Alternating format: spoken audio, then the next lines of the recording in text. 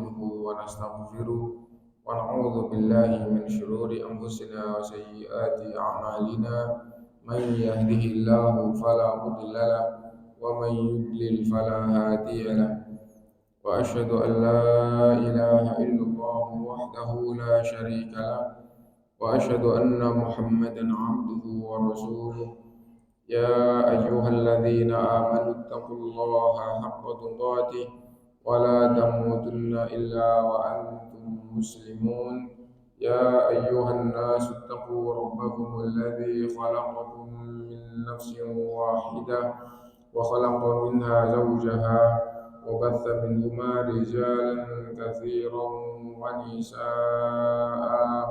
واتقوا الله الذي تساءلون به والأرحام إن الله كان عليكم رقيبا يا أيها الذين آمنوا اتقوا الله وقولوا قولا سديدا يصلح لكم أعمالكم ويغفر لكم ذنوبكم ومن يطع الله ورسوله فقد فاز فوزا عظيما أما بعد فإن أصدق الحديث كتاب الله وخير الهدي هدي محمد صلى الله عليه وسلم وشر الأمور محدثاتها وكل محدثة بدعة وكل بدعة ضلالة وكل ضلالة في النار. Ma'asyiral muslimin, Bapak-bapak, Ibu-ibu rahimakumullah, alhamdulillah kita bisa melanjutkan kajian kita dan kita sampai pada surat Al-Qiyamah. Sekarang ayat yang ke-7 dan kita baca dulu ayatnya. A'udzu billahi minasyaitonir rajim. Fa idza bariqal basar wa khasafal qamar wa jumi'a asy-syamsu wal qamar yaqulul insanu yawma idzin aynal mafar kalla la wazar ila rabbika yawma idzil mustaqar yunabba'ul insanu yawma idzin bima qaddama wa akhar balil insanu ala nafsihi basira walau alqa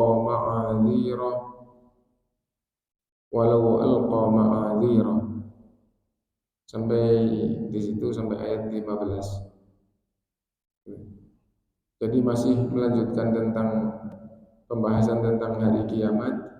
Lalu di antara kejadian yang disebutkan oleh Allah di dalam ayat ini, di ayat ke-7 sampai ayat 15, Allah SWT berfirman, fa idza bariqal basar, maka jika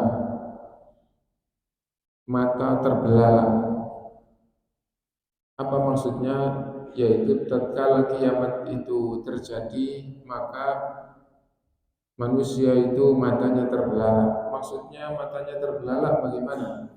Menunjukkan makna bahwa manusia itu sangat terkejut dan semuanya penuh perhatian. Dan bahkan ungkapan terkejut dan sangat perhatian semuanya, kemudian terjadi penyesalan, bahkan disabdakan oleh Rasulullah, semua menyesal, yang baik menyesal kenapa tidak lebih baik lagi, apalagi yang tidak baik, apalagi yang kafir. Nah, maka itu sejak mau kiamat sughra atau mau meninggal, tatkala ruh itu sudah di tenggorokan, maka semua manusia juga akhirnya seperti itu, sangat terkejut, dan yang beriman itu menyesal kenapa tidak lebih baik dari keadaannya. Nah, seandainya lebih baik lagi, maka tentu dia akan lebih beruntung. Dan yang banyak dosa maunya beristighfar, yang senang dunia minta ditunda supaya bisa menginfakkan hartanya, yang kafir kepingin agar dimundurkan lagi supaya beriman, dan seterusnya. Itu sejak mau meninggal. Begitu juga tatkala matahari terbit dari barat. Begitu juga tatkala manusia dibangkitkan. Semua keadaan tatkala kiamat menjadikan manusia seperti ini. Meskipun pembahasan di sini adalah kiamat kubra. Ya. Fa idza bariqal basar wa khasafal qamar, dan ketika itu bulan sudah tidak bercahaya lagi. Khasafal qamar dihilangkan oleh Allah cahaya cahaya bulan. Wa jumi'a syamsu wal qamar, dan dikumpulkan matahari dan bulan. Matahari dan bulan dikumpulkan bagaimana, wallahu a'lam. Apakah yang dimaksud ini menunjukkan bahwa semuanya hancur dan jadi satu, ya, atau betul-betul maknanya adalah seperti yang kita pahami di dunia ini tentang berkumpul, yaitu matahari dan bulan berkumpul. Tapi di dalam pembahasan kiamat itu matahari itu hancur, bulan dan langit dan segala macam isinya itu hancur dan berhamburan. Nah itu. Tapi di ayat ini lafadznya wajumi asyamsu wal qamar, dan dikumpulkan matahari dan bulan. Yaqulul insanu yawma idzin, pada hari itu manusia berkata, ainal mafar, kemana gitu, mana jalan untuk menghindar, untuk lari ini kemana gitu. Kalla la wazar, sekali-kali tidak ada jalan untuk lari, untuk menghindar dari kenyataan ini. Nah, artinya bahwa manusia betul-betul dalam kepanikan gitu, kepingin selamat tapi tidak tahu jalan yang harus ditempuh seperti apa. Nah, dan disebutkan oleh Allah SWT di waktu itu tidak ada jalan menghindar dari keadaan yang ada. Dan ini mengingatkan kepada kita supaya kita betul-betul mempersiapkan diri menyambut hari kematian atau menyambut hari kiamat. Mempersiapkan diri untuk menyambut hari kematian atau untuk menyambut hari kiamat. Kenapa? Karena hari kiamat itu pasti, dan hari kiamat itu hari yang sangat agung. Karena itu manusia itu betul-betul akan rugi dan akan celaka jika tidak mempersiapkannya. Seandainya orang itu dihadapkan kepada ujian untuk memperoleh sesuatu yang sangat menguntungkan di hari depannya, dan apabila dia tidak masuk maka dia merasa rugi. Sekedar contoh, misalnya orang itu ingin masuk ke perusahaan yang diinginkan, atau yang umum itu ingin masuk pegawai negeri atau ingin masuk di BUMN, kemudian waktu seleksi itu ditentukan tanggalnya. Semua yang berkeinginan pasti akan mempersiapkan. Dan orang yang ingin eh, tidak ada, orang yang ingin masuk tidak ada yang tidak mempersiapkan. Dan orang yang punya keinginan tapi tidak mempersiapkan, nah itu sesungguhnya nanti dia akan menyesal. Dan bahkan apabila betul-betul itu adalah sesuatu yang menguntungkan, tapi dia tidak perhatian sehingga tidak mempersiapkan, kemudian tiba waktunya kemudian, wah saya tidak punya persiapan, ya akhirnya tidak dapat keuntungan itu orang akan menjadi ketinggalan untuk mendapatkan kebaikan. Lalu bagaimana dengan hari kiamat, yaitu suatu kepastian, dan itu tidak sekedar seperti yang dibayangkan oleh manusia. Kalau manusia itu berhasil, dia dalam kebahagiaan yang abadi. Dan kalau manusia itu tidak berhasil, dia dalam kecelakaan dan kehancuran yang sangat dahsyat. Dia dimasukkan ke dalam api, dibakar di dalam api. Ini adalah hari kiamat. Kalla la wazar, sekali-kali tidak ada jalan lari menghindar dari itu. Ila rabbika yawma idzinil mustaqar, kepada Tuhanmu pada hari itu semua manusia akan kembali. Nah, lalu setelah kembali kepada Allah terus bagaimana? Yunabba'ul insanu yawma idzin bima qaddama wa akhar.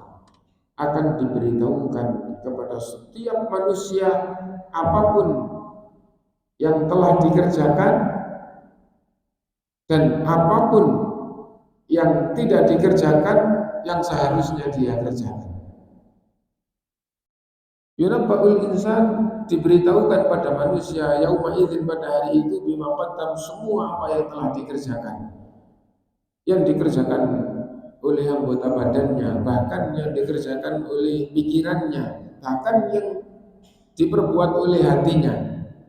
Semuanya diberitahukan untuk mendapatkan balasannya. Keyakinannya benar atau batil, itu akan diberitahukan. Seperti ini keyakinanmu dan benar, ada balasannya. Menyimpang tersesat juga ada balasannya.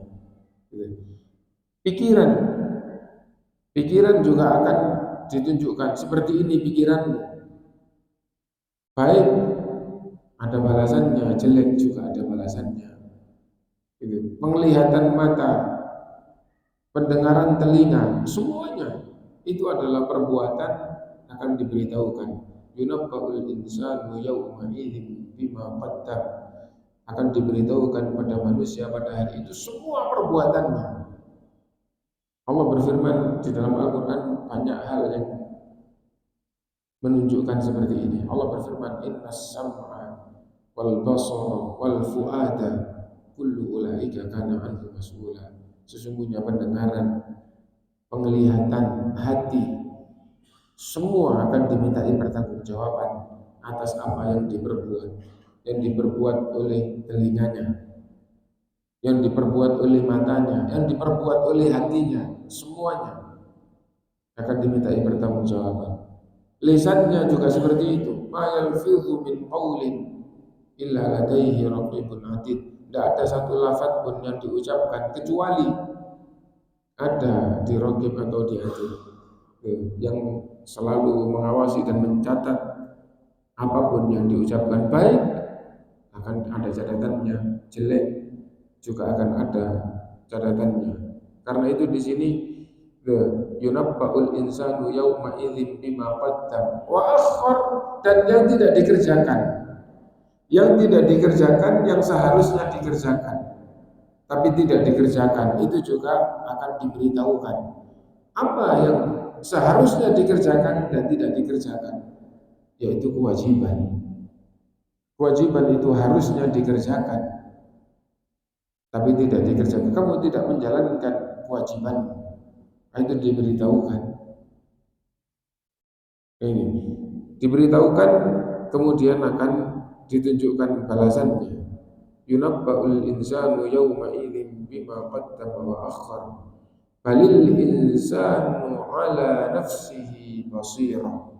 Bahkan tidak sekedar seperti itu, tapi manusia itu jadi saksi atas dirinya sendiri. Semua yang menyaksikan akan jadi saksi, dan bahkan dirinya sendiri akan jadi saksi. Adapun semua akan jadi saksi, banyak dalil yang menunjukkan seperti itu. Bumi, di mana dia melakukan kebaikan atau kejelekan, maka akan jadi saksi. Allah SWT berfirman, idza zulzilatil ardu zilzalaha, apabila bumi ini diguncang dengan guncangan yang sangat dahsyat, maksudnya adalah hari kiamat. Wa akhrajatil ardu athqalaha, lalu bumi itu mengeluarkan seluruh isinya. Dan salah satu makna bumi mengeluarkan seluruh isinya, manusia yang telah terkubur kemudian dibangkitkan oleh Allah. Nanti di hari kiamat, di bumi tatkala Allah sudah mengganti bumi dunia yang hancur dengan bumi akhirat, lalu semua manusia dibangkitkan.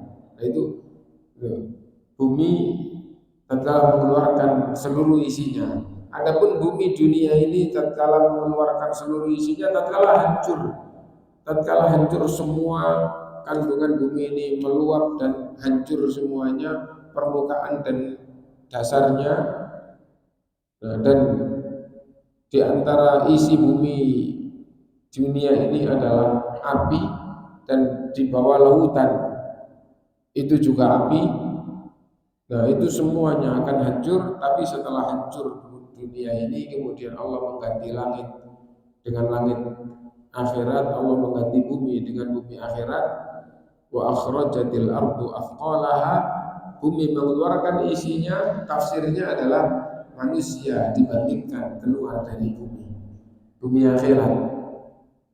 Wa akhrajatil ardu athqalaha wa qala al insanu ma laha, lalu manusia sangat panik, apa yang terjadi ini? Yauma idzin tuhadditsu akhbaraha, pada hari itu bumi menceritakan berita-beritanya. Apa beritanya? Rasulullah SAW menjawab, setiap belahan bumi berbicara atas perintah Allah. Apa bicaranya? Fulan itu berbuat begini pada waktu ini di tempat ini, baik maupun jelek. Nah, berarti manusia yang berbohong kapan waktunya, waktu itu di mana akan diceritakan oleh bumi. Manusia itu mencuri di mana, ya, di tempat itu, di waktu itu akan diceritakan oleh manusia itu melakukan pembunuhan. Bumi itu akan bercerita bahwa fulan itu pada waktu ini melakukan pembunuhan di sini. Yauma idzin tuhadditsu akhbaraha, pada hari itu bumi menceritakan semua apa kejadian yang pernah dilakukan oleh manusia di situ. Yauma idzin tuhadditsu akhbaraha bi anna rabbaka awhalaha, karena Tuhanmu yang memerintahkan bumi itu untuk bicara.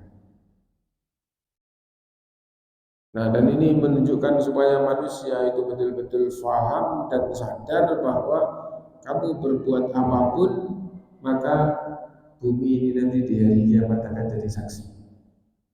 Dan tidak sekedar bumi itu, pepohonan, bebatuan, hewan, itu semua yang ada akan dijadikan oleh Allah SWT hadir untuk jadi saksi.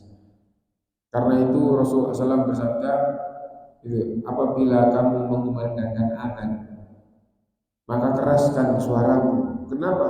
Karena tidak ada apapun,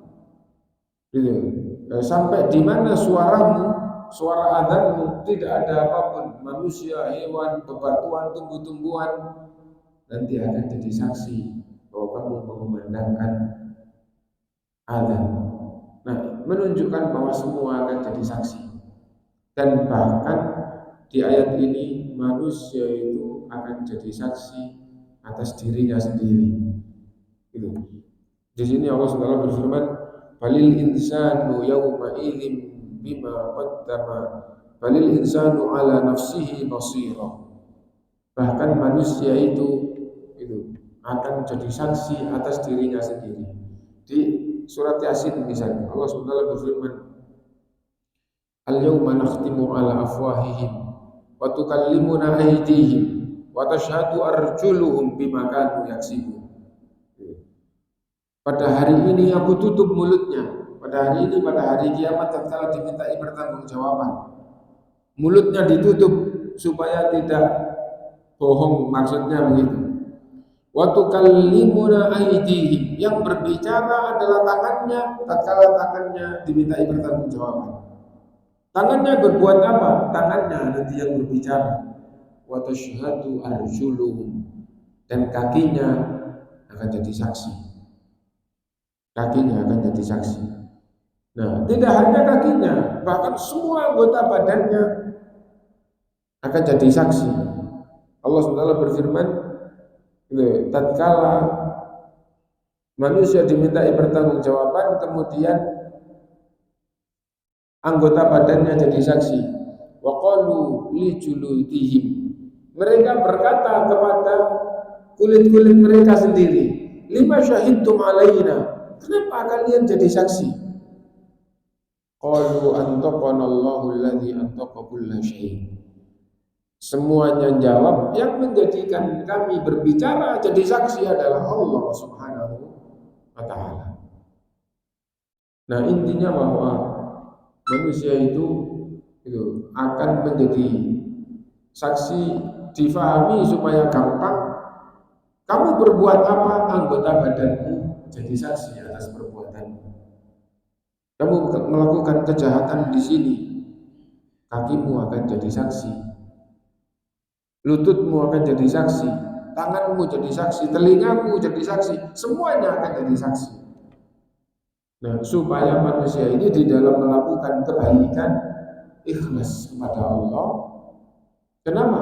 Karena semua nanti faham dan akan jadi saksi, ikhlas atau riya atau sum'ah. Dan jangan terjerumus kepada kemaksiatan. Kenapa? Karena semuanya nanti akan jadi saksi di hadapan Allah. Balil insanu ala nafsihi basira walau alqa ma'adhira. Dan seandainya manusia itu mengutarakan alasan-alasan maksudnya untuk berbohong, tidak bisa. Kenapa? Karena anggota badannya jadi saksi, makhluk lain, bumi jadi saksi, batu-batu, pepohonan, apa yang ada jadi saksi.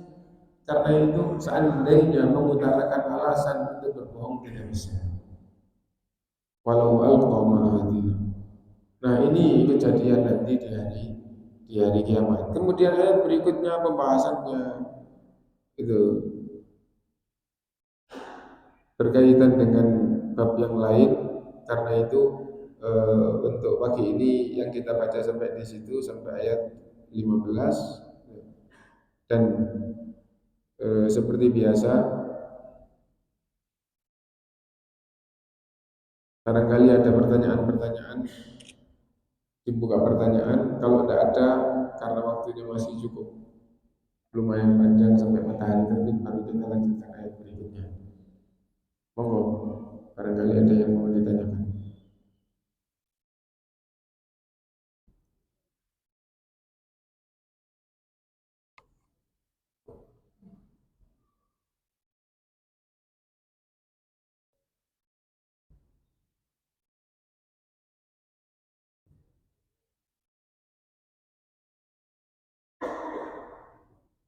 Bismillahirrahmanirrahim. Tadi yang mengenai di alam barzakh bahwa jari jemari tulang dan sebagainya sudah akan disudut kembali oleh Allah. Yang saya tanyakan alam barzakh itu di alam kubur yang apa namanya, orang dibakar sama dibuang di laut misalkan, itu alam barzakh sebenarnya seperti apa? Ya. Jadi apabila di dunia ini orang meninggal kemudian dibakar, karena di agama lain prosesi kematian itu ada yang dibakar sampai hancur jadi abu gitu ya. Nah, terus kalau orang itu meninggalnya di laut dimakan ikan gitu. Terus kalau orang itu dikubur biasa, akhirnya jasadnya hancur, terserap jadi tanah. Dikuburnya nanti seperti apa? Dikuburnya diadab atau mendapatkan nikmat, sama saja. Jadi mau di dunia ini dibakar, mau dimakan ikan di laut, atau dikubur biasa oleh manusia yang hidup. Nah, nanti setiap orang di alam kuburnya seperti apa? Setiap orang di alam kuburnya mendapatkan nikmat kubur atau mendapatkan azab kubur, sama saja. Itu jawabannya. Sudah Pak ya? Jadi kalau orang itu orang yang beriman dan taat kepada Allah, jadi orang yang takwa, kemudian meninggalnya di laut dimakan ikan, maka di kuburnya dia mendapatkan nikmat kubur. Dan apabila dia itu orang kafir, meninggalnya di laut dimakan ikan, maka di kuburnya dia mendapatkan azab kubur. Kenapa? Karena kafir dan durhaka kepada Allah. Jadi itu. Adapun dimakan ikan atau dibakar atau diprosesi dikubur seperti biasa, itu adalah prosesi manusia ini waktu masih di dunia. Tatkala meninggal itu zahirnya seperti apa? Oh, dia meninggalnya di laut terus jasanya dimakan ikan. Oh, dia zahirnya itu meninggal terus sama yang hidup dibakar, sama orang-orang yang hidup, ya. Oh, dia meninggal terus dimandikan, dikafani, disolati, dibawa kubur, terus dimasukkan ke dalam tanah, dikubur di kuburan. Nah, itu yang berbuat adalah manusia yang masih hidup atau makhluk yang masih hidup. Adapun dia sendiri, jasadnya itu adalah alam dunia, dan dia setelah meninggal dunia maka dia pindah ke alam kubur atau alam barzakh. Itu bukan alam dunia. Dan alam barzakh itu diberitakan secara global nikmat kubur atau azab kubur. Itu aja. Nah, ada lagi yang lain?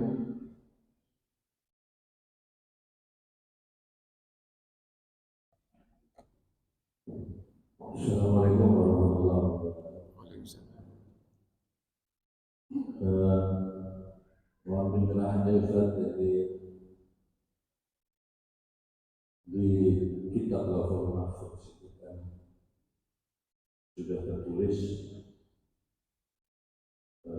perjalanan manusia dari sejarah sampai ke kiamat, bahwa kita dilahirkan, terus kita diciptakan, terus misalnya kan dari surga ya, bahwa Nabi Adam itu kan sudah diciptakan dari surga, terus akhirnya tergoda oleh godaan dan anak. Apakah ini sudah ditetapkan oleh Allah?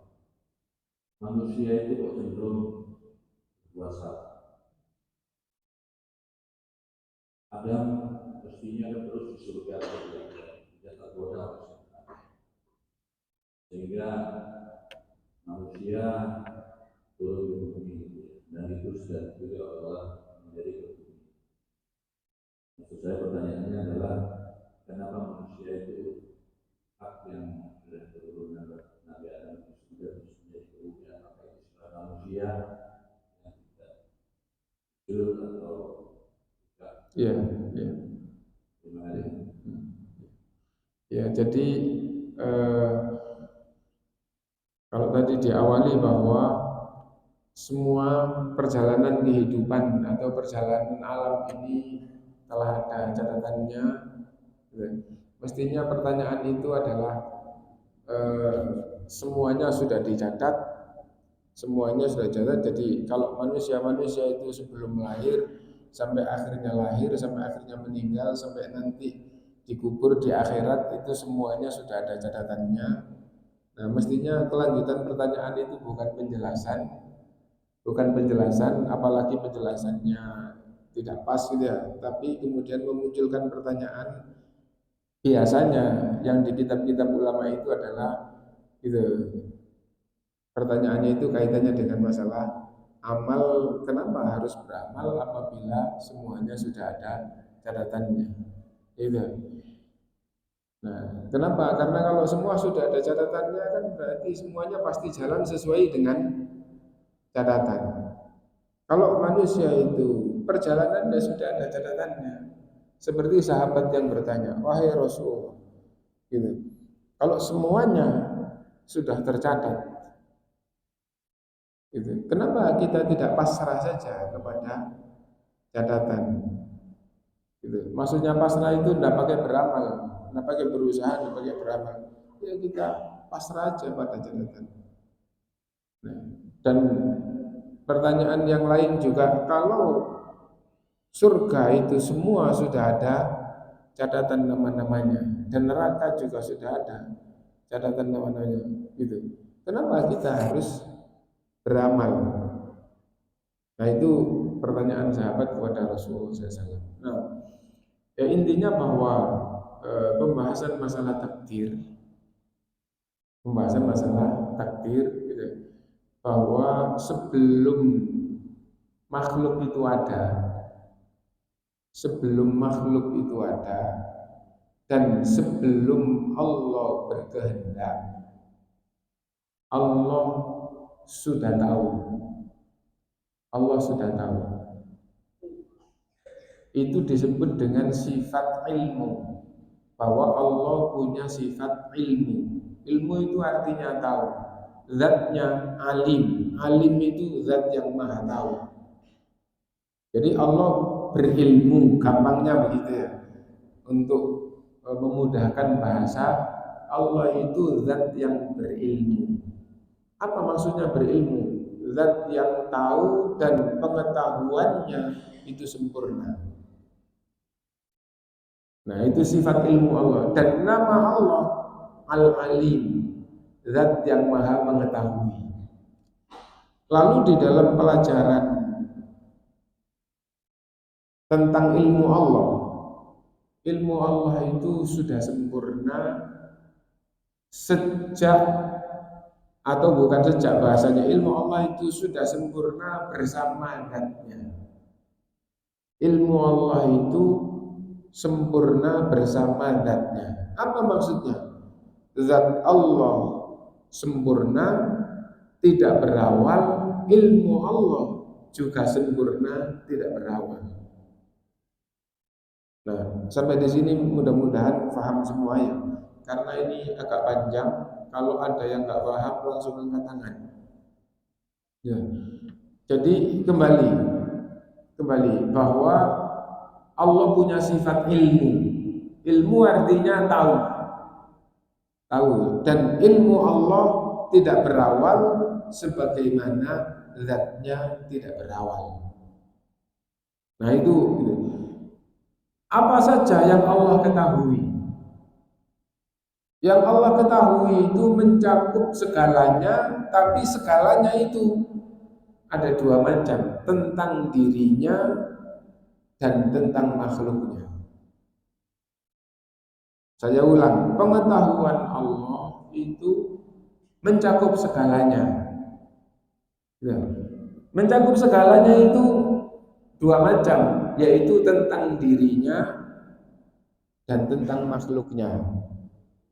Sebelum saya lanjutkan, makhluknya sudah ada atau belum? Belum ada. Jadi Allah ada zaman azali. Zaman azali itu zaman sebelum Allah menciptakan makhluk. Nah, Allah itu ada dan Allah sudah sempurna. Dan salah satu sifatnya adalah ilmu. Apa ilmu? Mengetahui. Bahasa Indonesia, maha mengetahui. Mengetahui apa? Mengetahui segalanya. Mengetahui segalanya itu dua macam, tentang dirinya dan tentang makhluknya. Dan tidak ada yang luput, tidak ada yang tidak masuk. Semuanya sudah masuk. Tentang dirinya dan tentang makhluknya. Dan makhluknya itu belum ada, tapi Allah sudah tahu. Pembahasan masih panjang. Salah satu pembahasan yang tidak umum disampaikan, ilmu Allah tidak bertambah. Ilmu Allah tidak bertambah. Misal di zaman sekarang yang diketahui oleh hampir semua orang yang mengikuti perkembangan, di zaman sekarang ada yang namanya internet, ya, Google atau apa gitu ya. Nah, Masya Allah, kayak bagi kita klik, ya, itu sudah kayak dunia itu ketahuan. Sesungguhnya sebelum ada langit dan bumi, Allah sudah tahu. Itu keyakinan ahlu sunnah yang berpemahaman kembali kepada Quran dan sunnah, bahwa Allah sudah tahu tentang Google dan segala isinya sejak sebelum ada langit dan bumi. Adapun yang tidak berpemahaman seperti ini ada, yaitu gitu, orang-orang Qadariyah yang sumbernya dari orang Yahudi, berpemahaman Allah tidak tahu apa yang belum terjadi. Nah, itu orang yang mensifati Allah dengan sifat yang rendah, yang hina, yang akan diadab oleh Allah sebagaimana firman-Nya di dalam Al-Qur'an. Nah, adapun Al-Qur'an menjelaskan Allah Maha mengetahui semuanya yang belum terjadi dan yang sudah berlalu. Tidak ada yang luput dari pengetahuan Allah SWT. Nah, intinya bahwa Allah berilmu. Nah, takdir itu rangkaian dari 4 hal. Yang pertama adalah ilmu Allah. Semuanya agar perhatian, kenapa? Karena tidak ada yang ngerti pemahaman takdir dengan benar sesuai dengan Quran dan Sunnah kalau tidak mengikuti dan tidak sama dengan ini.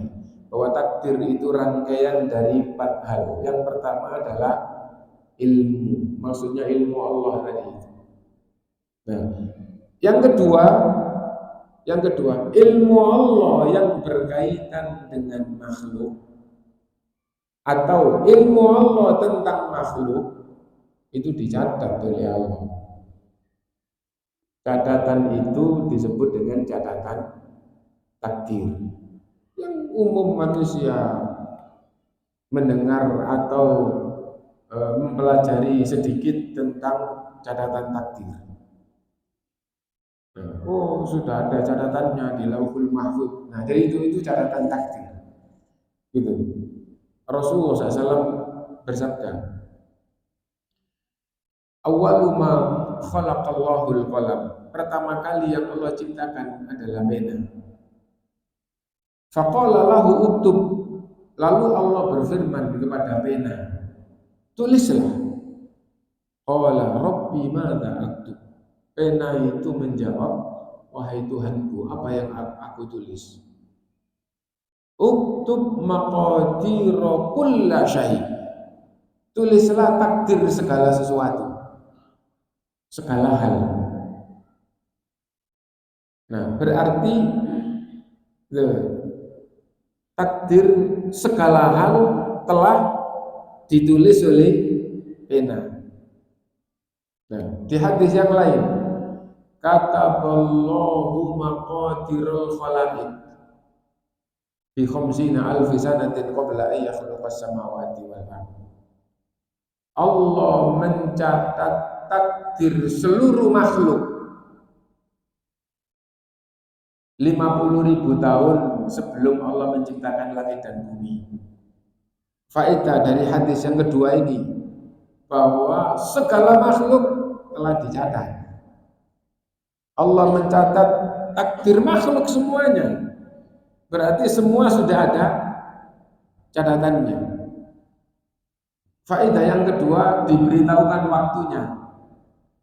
Asalnya catatan itu belum ada, lalu dicatat kapan pencatatan itu? Ditunjukkan waktunya 50.000 tahun sebelum Allah menciptakan langit dan bumi. Diperhatikan, takdir itu rangkaian dari 4 hal.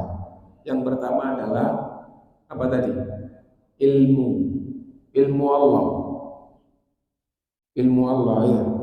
Dan ilmu Allah itu tidak berawal sebagaimana zatnya tidak berawal.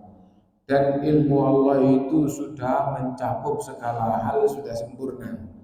Dan ilmu Allah tidak bertambah. Itu poin-poin penting dalam masalah ilmu. Kemudian ilmu Allah tentang makhluk Allah catat. Allah catat. Semuanya tanpa kecuali telah Allah catat. Catatan ini tidak bertambah dan tidak berkurang.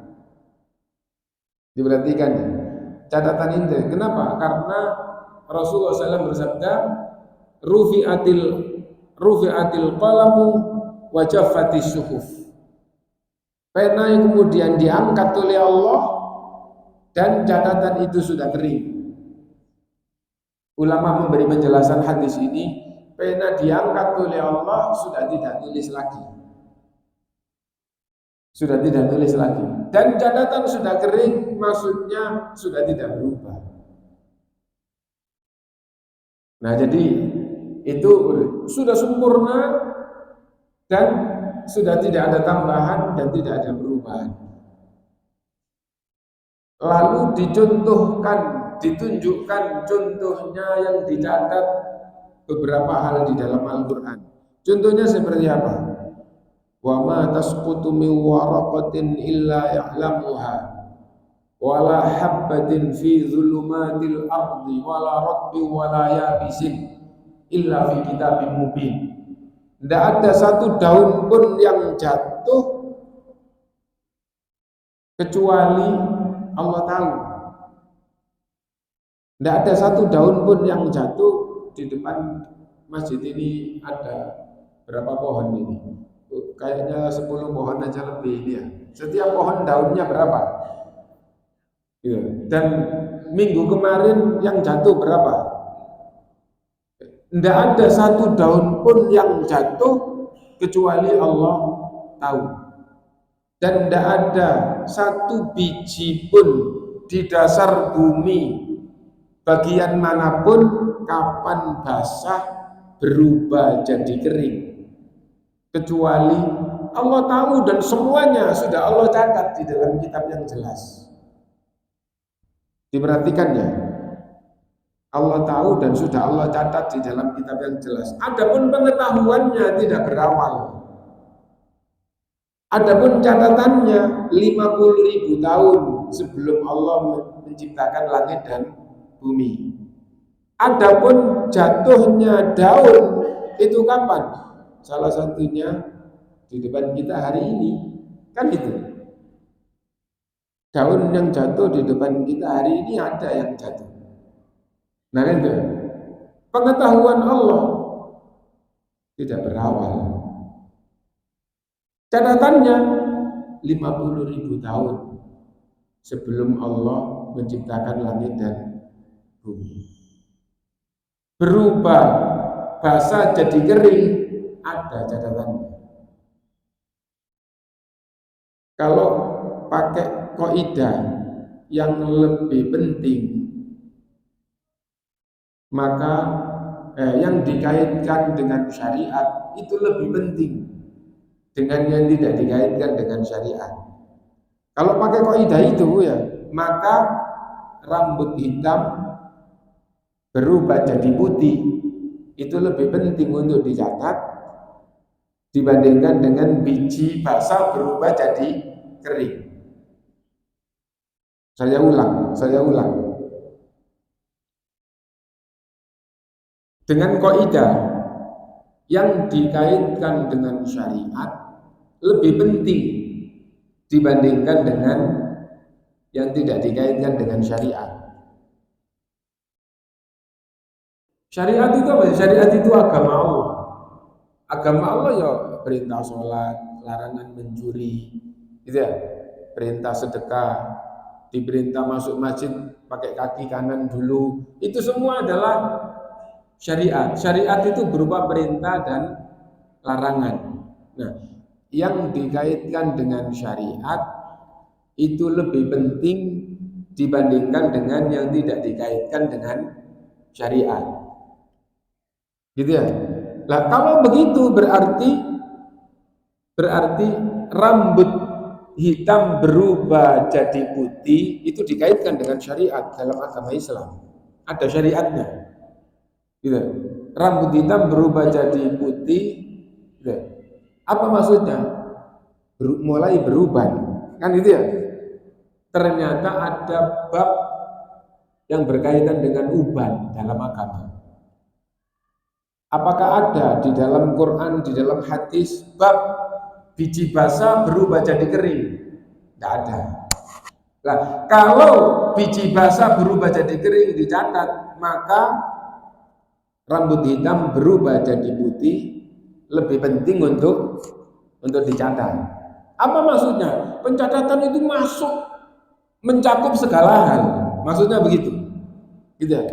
Nah, kalau perubahan rambut hitam berubah jadi putih itu ada catatannya.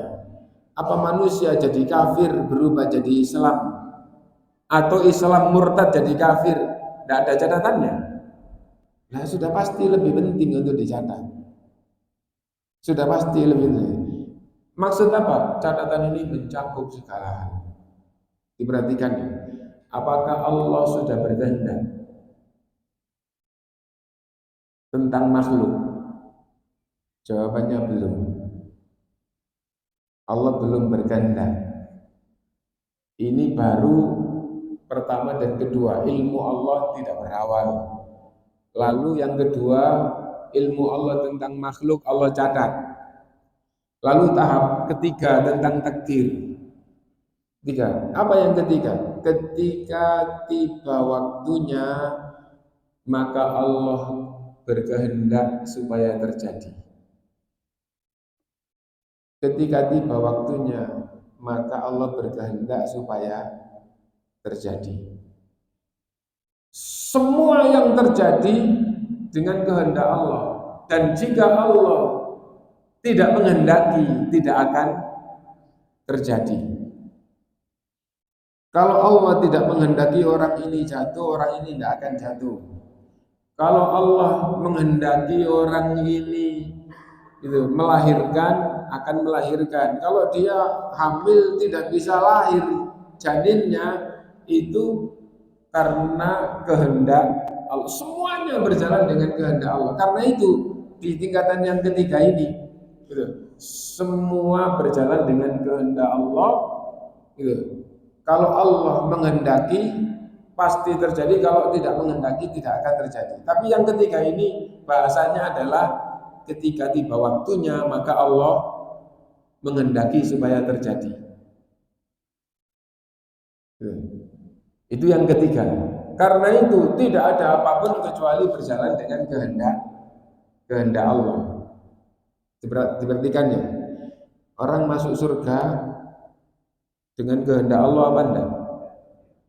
Kalau Allah enggak menghendaki terus dia masuk surga gitu, enggak sesuai dengan Quran dan Sunnah. Ya. Orang itu ketika masuk neraka dengan kehendak Allah apa enggak? Kalau Allah tidak menghendaki neraka dimasuki, tidak akan bisa dimasuki.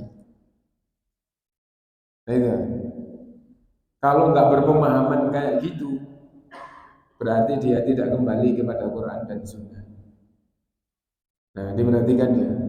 Oh, berarti masuk surga dengan kehendak Allah, masuk neraka dengan kehendak supaya terjadi.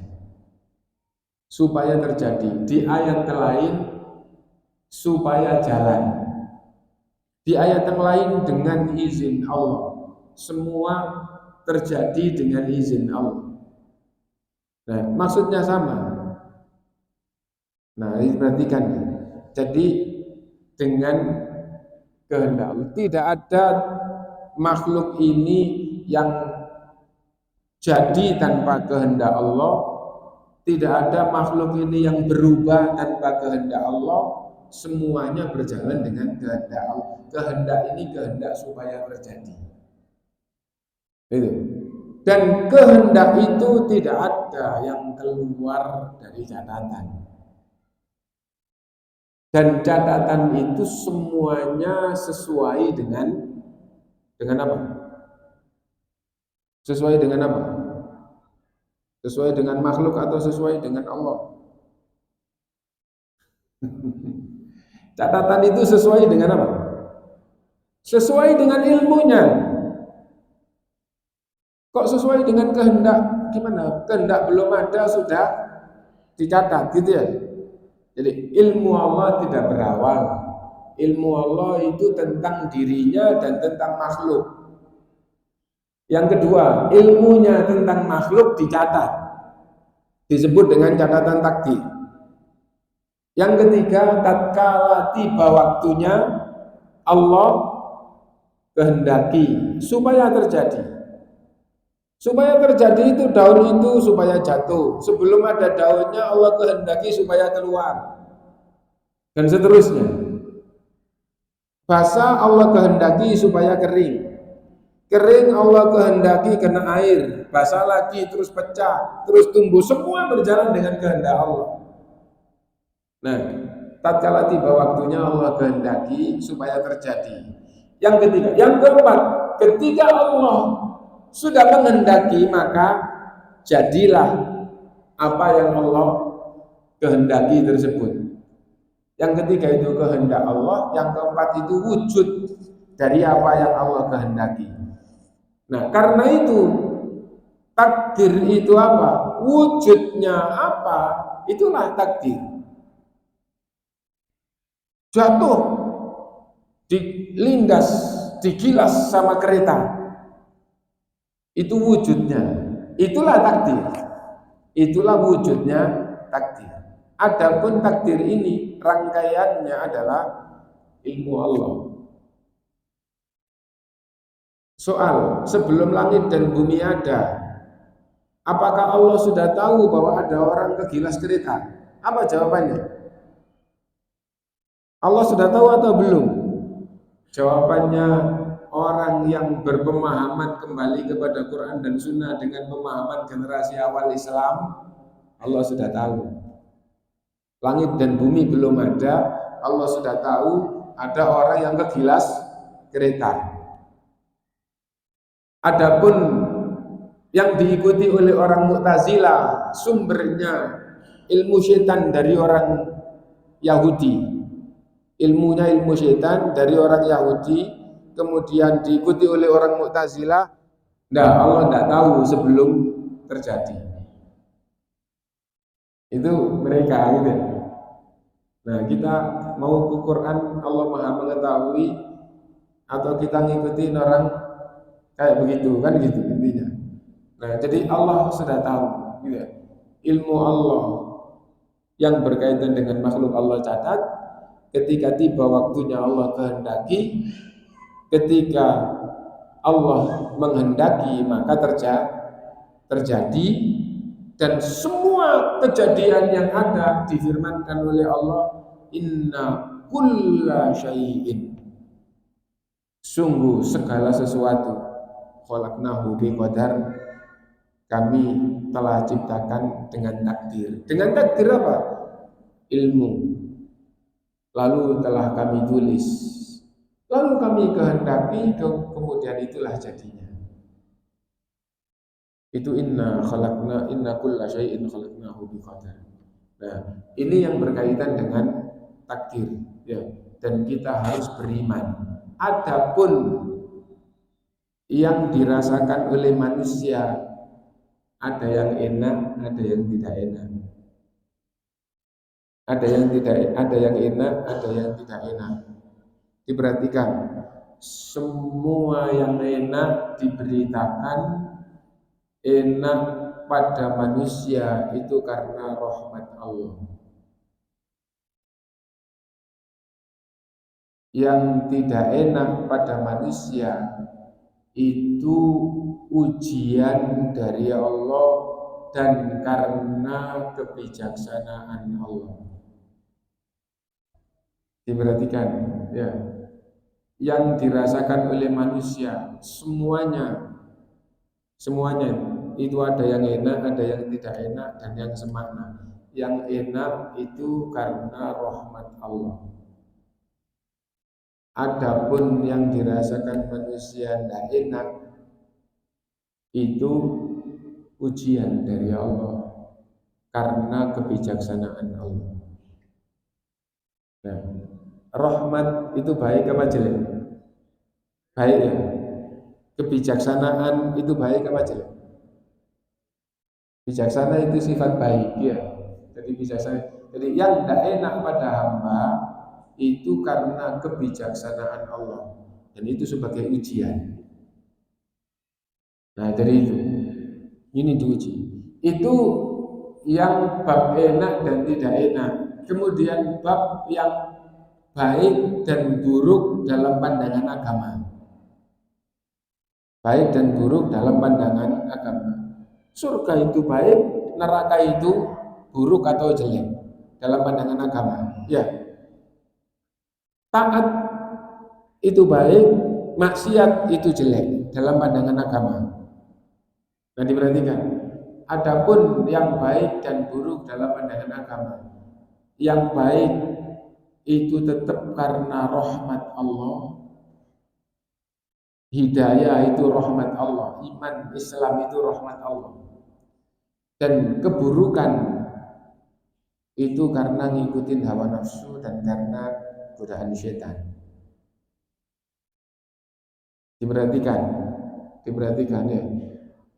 Oh, dia jadi orang yang beriman, kemudian taat. Iman dan taatmu itu karena rahmat Allah. Oh, dia jadi orang kafir, jadi orang musyrik, jadi pelaku pembunuhan, jadi pelaku zina, jadi pelaku maksiat-maksiat. Itu karena hawa nafsu dan karena godaan setan, mengikuti godaan setan. Perhatikan, setelah paham ini iman, ini melakukan sholat karena rahmat Allah, yang ini jadi orang kafir dan musyrik dan jadi pembunuh, jadi penzina karena hawa nafsu dan godaan setan. Sebentar, diperhatikan pikirannya. Allah sudah tahu atau enggak? Tahu ya. Bahkan pengetahuannya tidak berawal.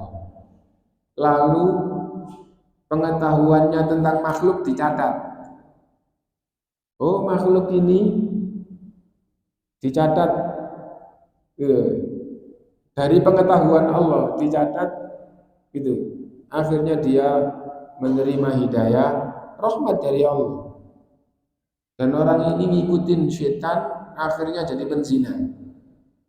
Dicatat oleh Allah. Gitu. Dan langit dan bumi belum ada. Langit dan bumi belum ada.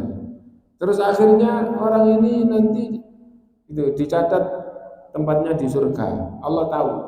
Dan orang yang ikuti setan ini nanti Allah tahu langit dan bumi belum ada. Allah tahu pada saatnya orang ini ngikutin setan, ngikutin hawa nafsu, akhirnya jadi penzina, jadi orang musyrik. Terus di akhirat nanti dia jadi ahli neraka. Allah tahu apa enggak? Allah tahu. Dan Allah catat apa yang Allah tahu. Nah, itu tentang catatan. Tentang kebaikan tidak ada yang tanpa rahmat Allah. Dia beriman, dia sholat itu karena rahmat Allah. Adapun dia berbuat kemaksiatan, kesyirikan, kekufuran itu karena ngikutin hawa nafsu dan ngikutin godaan setan. Dan semuanya Allah tahu sebelum terjadi, dan yang berkaitan dengan makhluk telah Allah catat, dan semua berjalan dengan izin Allah. Tatkala Allah mengendaki izin di sini bukan izin boleh atau enggak boleh, tapi izin supaya terjadi, supaya jalan dengan izin Allah. Gitu. Nah, dan ketika terjadi itulah wujudnya.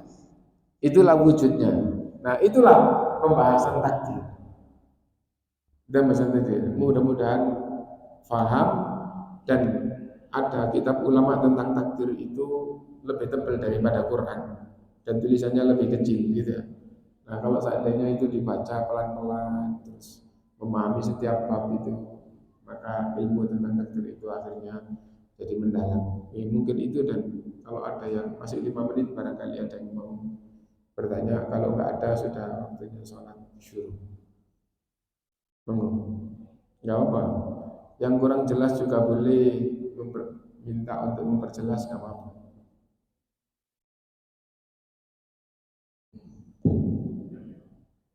Apabila seseorang atau manusia itu berbuat dosa besar di dunia ini, apakah dia saja masih di azab atau mungkin diambil? Manusia yang terjerumus dalam dosa besar apabila beriman dan dosa besar itu tidak membatalkan iman, maka dia mati. Kalau enggak bertaubat sampai mati, dia mati punya iman, dia mati membawa dosa besar. Ya. Dan bagaimana dengan imannya, bagaimana dengan dosa besarnya? Nah, dijelaskan oleh Allah dalam Al-Quran, dijelaskan oleh Rasulullah SAW di dalam sunnahnya, bahwa dengan adanya iman, manusia itu tidak akan kekal di neraka. Tidak kekal di neraka terus bagaimana? Kalau tidak kekal di neraka, kalau enggak di neraka berarti di surga. Dosa besarnya bagaimana? Apabila sampai dengan kesimpulan pemahaman detik terakhir untuk dibalas belum dapat ampunan, maka dosa itu akan diadab oleh Allah SWT. Pelakunya maksudnya karena dosa itu maka pelakunya diadab oleh Allah. Nah, jika iman itu tidak ada, maka dia di neraka selama-lamanya. Nah, itu yang berkaitan dengan pelaku dosa besar. Dari sini, maka orang yang melakukan dosa besar itu ada pembahasan sampai detik terakhir untuk dibalas masih tidak mendapat ampunan, maka diazab. Berarti kalau belum sampai diazab sudah diampuni. Ya kalau gitu terhapus, setelah itu waktu azab sudah enggak. Kenapa? Karena sebelum waktunya azab sudah dapat ampunan. Nah, contoh mati membawa orang Islam, orang yang beriman, mati membawa dosa besar. Dia beriman bahwa satu-satunya Tuhan adalah Allah. Sesembahan kepada Allah. Batu itu bukan Tuhan dan dia tidak pernah ikut menyembah batu. Misalnya orang Islam, tapi dia mencuri, dia merampok, dia membunuh, dia berzina, dia dosa besar, tapi imannya tidak batal. Adapun yang tahu imannya batal apa enggak itu Allah. Yang penting pembahasannya adalah orang yang beriman mati membawa dosa besar. Di kubur ada azab kubur, ada nikmat kubur. Nah, pembahasan azab dan nikmat kubur, diazab apa enggak sama pembahasannya. Apabila sampai mau diazab belum dapat ampunan, maka diazab. Tapi kalau belum waktunya azab sudah dapat ampunan, maka tidak jadi diazab. Contoh, disolati. Yang sholat dalam satu hadis 40, hadis lain 100. Jika yang sholat jenazah itu ada 40 orang, semuanya itu imannya benar, semuanya tahu bahwa jenazah ini iman dan agamanya baik, maka sesungguhnya orang-orang itu adalah saksi Allah di muka bumi. Difahami berarti orang ini baik di hadapan Allah SWT. Gitu ya? Nah, atau dengan hadis yang 100, apabila orang itu gitu disolati oleh 100 orang yang imannya benar, ibadahnya benar, maka sholatnya akan jadi syafaat untuk jenazah ini. Nah, jadi kalau misalnya ada jenazah terus Masya Allah yang sholat ini jumlahnya 100 lebih, orang-orang ini di hadapan Allah imannya dan ibadahnya benar, maka sholatnya akan menyelamatkannya. Bagaimana kalau dia itu pelaku dosa besar? Meskipun pelaku dosa besar, yang penting dia tetap beriman, imannya di hadapan Allah tidak batal. Nah, karena itu kalau bisa diperintah mati di mana? Di Madinah. Yang ada dalilnya diperintah mati di Madinah. Ya. Di Mekah juga termasuk sangat mulia. Gitu. Tapi lafaz hadis itu apabila kalian bisa mati di Madinah maka upayakan. Ya itu. Nah, jadi hadis itu seperti itu. Apa maksudnya? Wah, kayaknya saya bisa ini akhir hayat saya tinggal di Madinah. Kenapa? Supaya mati di Madinah. Kalau punya gambaran, wah kayaknya bisa mati di Madinah, upayakan. Jangan sampai tidak diupayakan. Maksudnya begitu. Ya. Nah, negara aturannya sudah seperti ini, tidak mungkin. Bagaimana? Kalau uangnya banyak, terus sekarang visa setahun ada, nanti diperpanjang setahun lagi tinggal di sana. Kalau usia sudah 70, terus sudah sebentar demam, misalnya gitu ya, ya udah di sana aja. Siapapun yang mati di Madinah sampai sekarang, rahmat Allah ya, disolati di Masjid Nabawi, dikubur di Baqi. Dan ternyata meninggal di Madinah itu difahami banyak ulama lebih baik daripada di Mekah. Dari hadis tadi, kenapa? Wallahu a'lam. Maksudnya sekedar pemahaman hadis. Kenyataannya semua umat yang haji atau umroh, ya itu kalau di Madinah hampir semuanya datang ke kuburan Baqi. Assalamualaikum ya ahlad diyar. Itu semua. Tapi kalau dikubur di Mekah, di Makkah atau di mana gitu ya, ini waktu disolati ya, tapi orang haji, orang umroh, siapa yang datang ke kuburan malam? Sedikit, ya. Nah itu wallahu a'lam. Wallahu a'lam itu sekedar faedah. Faedah kenapa? Kok hadis Rasulullah kok nggak ngomong Mekah, kok ngomongnya kok Madinah? Bisa jadi karena kalau sudah dikubur di Mekah itu terus didatangi orang Islam, tapi kalau dikubur di Mekah kenyataannya seperti ini.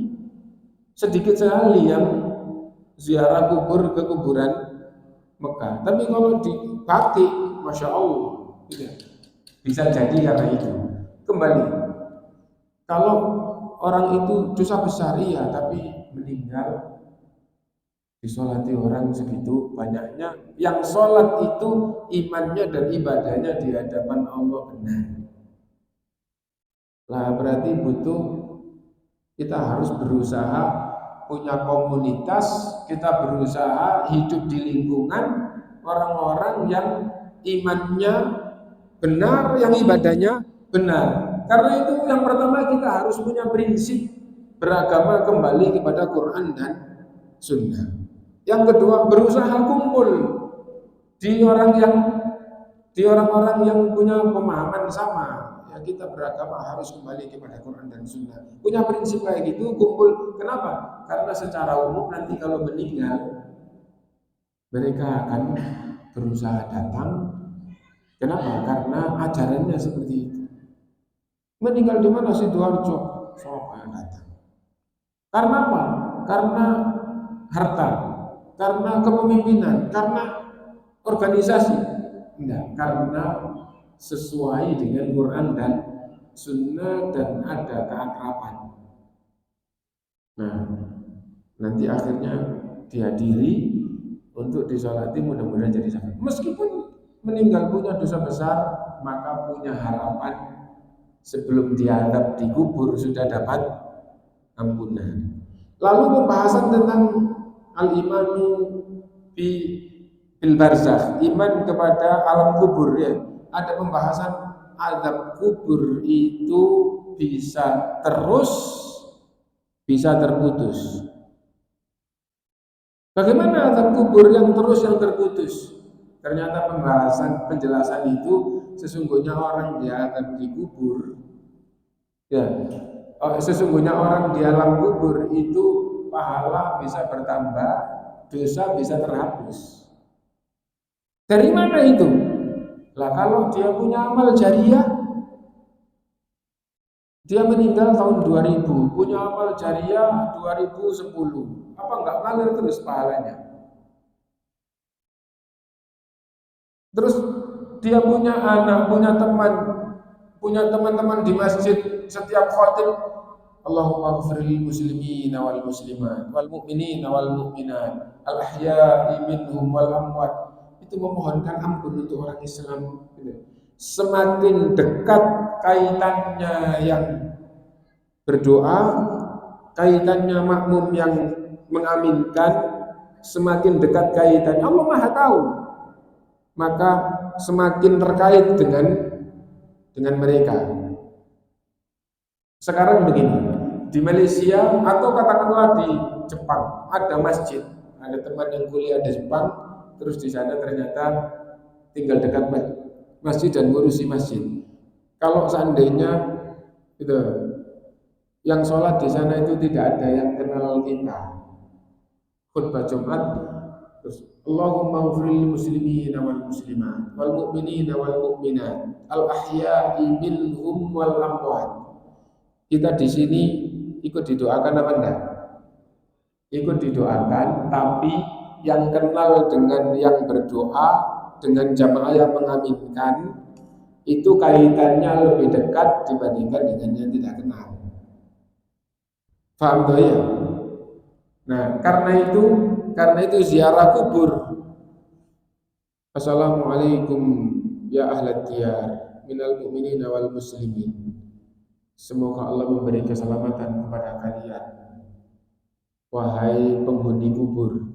Penghuni kubur yang di sini, penghuni kubur yang di sana bagaimana? Gitu. Penghuni kubur tapi yang dekat, yang didatangi itu lebih terkait dengan doanya dibandingkan dengan yang jauh. Nah, karena itu misalnya bapaknya dikubur di Surabaya, tinggal kita di Sidoarjo. Kita datang ke kuburan di Surabaya, gitu. Assalamualaikum ya ahlat diyar. Itu ada tuntunannya. Kenapa? Karena bapak ibunya di sana. Mendoakan bapak. Meskipun mendoakan bapak ibu bisa di masjid dimanapun. Tapi intinya syariat ziarah kubur. Nah, ketika masuk itu diperintahkan untuk mengucapkan salam. Intinya bahwa yang berkaitan dengan orang yang mati membawa dosa besar itu diazab apa enggak apabila dia beriman, apabila sampai detik terakhir mau diazab masih belum dapat ampunan, maka dosa itu pasti diazab. Dosa itu pasti diazab.